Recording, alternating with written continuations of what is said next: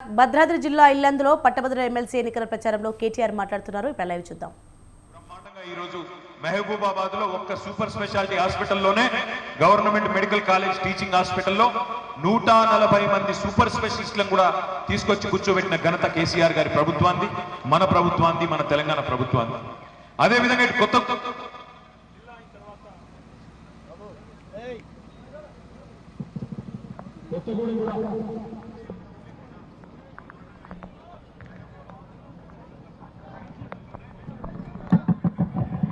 కొత్తగూడెం కూడా జిల్లా అయిన తర్వాత బ్రహ్మాండంగా ఈరోజు కొత్తగూడెంలో కూడా జిల్లా కలెక్టర్ గారు, ఎస్పీ గారు కూర్చోవడమే కాకుండా అక్కడ కూడా మెడికల్ కాలేజ్, నర్సింగ్ కాలేజ్, ఇటు పక్కన ఖమ్మంలో అక్కడ కూడా ప్రైవేట్ రంగంలో మెడికల్ కాలేజీ ఉండేది, కానీ గవర్నమెంట్ మెడికల్ కాలేజ్ కూడా ఏర్పాటు చేసిన ఘనత కేసీఆర్ గారి ప్రభుత్వాన్ని. ఒక్క మాట మీకు చెప్తే అర్థమవుతుంది. తెలంగాణ రాకముందు మొత్తం తెలంగాణలో 60-65 ఏళ్లలో మొత్తం 65 ఏళ్లలో ఏర్పాటు చేసిన మెడికల్ కాలేజీలు కేవలం 3 కానీ తెలంగాణ వచ్చిన తర్వాత మరి మన కేసీఆర్ గారి నాయకత్వంలో మనం ఏర్పాటు చేసుకున్న మొత్తం మెడికల్ కాలేజీల సంఖ్య ఈ రోజు 33 మెడికల్ కాలేజీలు, 33 నర్సింగ్ కాలేజీలు అనే మాట నేను మీకు విజ్ఞప్తి చేస్తా ఉన్నాను. అంటే ఒకవైపు విద్యా వ్యాప్తికి, మరొక వైపు ఉపాధి కల్పనకి, ప్రభుత్వ రంగంలో కొలువులకి, అదే మాదిరిగా అన్నింటికి మించి ప్రైవేట్ రంగంలో కూడా పెట్టుబడులకి పెద్ద ఎత్తున ప్రయత్నం చేసింది మన ప్రభుత్వం. ఇల్లెందులో ఈరోజు నేను వస్తా ఉంటే చూస్తా ఉంటే పట్టణం 10 ఏళ్ల కింద ఎట్లా ఉండేది ఇల్లెందు, ఈ రోజు ఎట్లా ఉందో, మీ కళ్ళ ముందు ఎట్లా మారిందో కూడా మీకు తెలుసు. ఇవన్నీ కూడా ఒకవైపు పట్టణాభివృద్ధి, ఒకవైపు పల్లెల అభివృద్ధి, ఇవన్నీ చేసుకుంటూ 10 ఏళ్ల పాటు తదేక దీక్షతో పనిచేసుకుంటూ పోయినాం. అందుకే ఇవాళ తెలంగాణలో ఏ గ్రామానికి పోయినా, ఏ పట్టణానికి పోయినా, ఏ జిల్లా కేంద్రానికి పోయినా మీకు ప్రస్ఫుటమైన మార్పు కనబడతా ఉంటుంది. వ్యవసాయం బాగైంది. అదే మాదిరిగా రైతులు, ముఖ్యంగా ఇక్కడ కూర్చున్న వాళ్ళలో నాకు తెలిసి 99% మంది రైతు బిడ్డలే అయింటారు. అంతేనా? రైతు బిడ్డలేనా మీరంతా కూడా? రైతు బిడ్డలే 99% ఉంటారు. ఒక్కసారి దయచేసి ఆలోచించండి. ఆనాడు 2014లో తెలంగాణ రాష్ట్రం ఏర్పడ్డప్పుడు భారతదేశం మొత్తంలో వ్యవసాయ ఉత్పత్తుల్లో తెలంగాణ స్థానం 14వ స్థానం. కానీ కేసీఆర్ గారు దిగిపోయే నాటికి డిసెంబర్ 3, 2023 నాటికి వ్యవసాయ ఉత్పత్తుల్లో, ముఖ్యంగా వరి ధాన్యంలో భారతదేశంలో పంజాబ్ను, హర్యానాను తలదన్ని అగ్రస్థానానికి ఎగబాకింది తెలంగాణ అన్నమాట వాస్తవమా కాదా? ఒక్కసారి ఆలోచించండి. రైతులకి 24 గంటల ఉచిత కరెంటు కానీ, రైతు కుటుంబాలకి భరోసానిచ్చే విధంగా రైతు బంధు లాంటి బృహత్తరమైన కార్యక్రమం. మరి కేసీఆర్ గారు ఉన్నప్పుడేమో నాట్లేసేటప్పుడు రైతు బంధు పడేది. ఈ రేవంత్ రెడ్డి వచ్చిన తర్వాత నాట్లేసేటప్పుడు రైతు బంధు పడదు, కానీ ఓట్లేసేటప్పుడు పడతాను. మీకు కనబడతా ఉంది.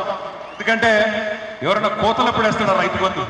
నాట్లేసేటప్పుడు వేస్తే రైతు పెట్టుబడి పెట్టుకోవడానికి, ఏమన్నా విత్తనాలు కొనుక్కోవడానికి, మందు చల్లుకోవడానికి, దానికి పనికి వస్తుంది. కానీ ఓట్లప్పుడు గుర్తొస్తుంది ఈ ప్రభుత్వానికి. ఒక్కసారి దయచేసి ఇక్కడికి వచ్చిన విద్యావంతులు ఆలోచించాలి. ఇప్పుడే అక్క చెప్తా ఉంటే విన్నా, సత్యవత అక్క ఏమన్నారు? రేవంత్ రెడ్డి గారు 5 నెలల కిందట నాకు ఒక్క అవకాశం ఇవ్వండి, నేను డిసెంబర్ 9 నాడు అటు ప్రమాణ స్వీకారం చేయగానే 2 లక్షల రుణమాఫీ తక్షణమే వెంబడే సంతకం పెడతాను. గుర్తుందా లేదా మీకు? డైలాగ్ మర్చిపోయినప్పుడే.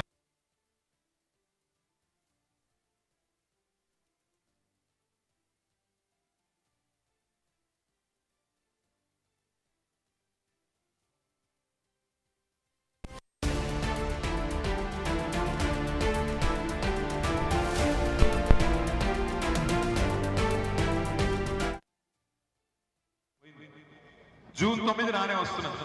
అంటే 6 నెలలు గడిచిపోయింది. 7వ నెలలో అడుగు పెడతా ఉన్నాం. మరి అడగాల వద్దా? అడగందే అమ్మ కూడా అన్నం పెట్టదు. అడగాలి అంటే, కడిగి పారేయాలంటే, ప్రభుత్వాన్ని నిలదీయాలంటే, ఇచ్చిన మాట నిలబెట్టుకోలేదు అనే మాట గుర్తు చేయాలంటే దమ్మున్న ఏనుగుల రాకేష్ రెడ్డి లాంటి నాయకుల్ని గెలిపించి శాసన మండలికి పంపండి. ఇప్పుడు కావాల్సింది ప్రభుత్వాన్ని ప్రశ్నించే గొంతులు, ప్రభుత్వాన్ని ప్రశంసించే గొంతులు కాదు. ఇప్పుడు కావాల్సింది ధిక్కార స్వరాలు, అధికార స్వరాలు కాదు. ఇప్పుడు ఏముంది? అసలు శాసన మండలి ఎందుకు పెట్టినారు? రాజ్యాంగంలో డాక్టర్ బాబాసాహెబ్ అంబేద్కర్ గారు అప్పర్ హౌస్, లోవర్ హౌస్ ఎందుకు పెట్టినారు? శాసనసభ, శాసన మండలి, లోక్సభ, రాజ్యసభ ఎందుకు పెట్టినారు? ఎందుకు పెట్టినారంటే ప్రజాస్వామ్యంలో అప్పుడప్పుడు ప్రజలు కొన్ని ఆకర్షితమైన ప్రజాకర్షక విధానాలకు మరి ఆకర్షితులై ఓట్లేసినా కూడా ఆ ప్రభుత్వానికి ఒక చెక్ ఉండాలి, ఆ ప్రభుత్వాన్ని ప్రశ్నించే ఇంకొక వ్యవస్థ ఉండాలి అనే ఉద్దేశంతోనే శాసనసభ, శాసన మండలి, లోక్సభ, రాజ్యసభ అట్లా మన సిస్టంలోనే చెక్ బ్యాలెన్స్ ఉండాలి. ఆ బ్యాలెన్స్ తప్పితే ఒకవైపే లాగుతారన్న ఉద్దేశంతో ఈ సిస్టమ్ పెట్టారు. ఇవాళ శాసనసభలో ప్రభుత్వానికి మందబలం ఉంది కాంగ్రెస్ పార్టీ కాబట్టి వాళ్ళు ఇష్టం ఉన్నట్టు మేము చేసుకుంటా పోతాం. ప్రజలు మమ్మల్ని ఒకసారి గెలిపించినారు కదా, మేము మాట తప్పినా ఇచ్చిన 420 హామీలు మర్చిపోయినా మమ్మల్ని అడిగే వాళ్ళు ఎవరు అనే ధీమా వాళ్ళలో ఉంటుంది. మీకేం చెప్పినారు ఎన్నికలకు ముందు? ఒక్క రుణమాఫీ మాత్రమే కాదు, రైతు బిడ్డలందరూ గుర్తు చేసుకోవాలి. కేసీఆర్ 10,000 ఇస్తున్నాడు రైతు బంధు, నేను రాగానే 15,000 ఇస్తా అన్నాడు. అన్నాడా లేదా? అన్నాడు. మరి 15,000 వచ్చినాయి ఎవరికన్నా? ఆ 10,000 కనా కష్టం మీద మొన్న నాట్లు వేసినప్పుడు వేయాల్సింది, ఓట్లు వేసినప్పుడు ఇచ్చింది. అదే విధంగా మళ్ళొక్కసారి గుర్తు తెచ్చుకోండి, కేసీఆర్ కేవలం భూస్వాములకే ఇస్తున్నాడు, నేను కౌలు రైతులకు కూడా రైతు భరోసా ఇస్తా అన్నాడు. ఒక్క కౌలు రైతు కన్నా వచ్చిందా రైతు భరోసా, రైతు బంధు? లేదు. కేసీఆర్ గారు రైతు కూలీలను పట్టించుకుంటలేడు, నేను రాగానే రైతు కూలీలకు నెలకు 1000 రూపాయలు ఇస్తా అన్నాడు.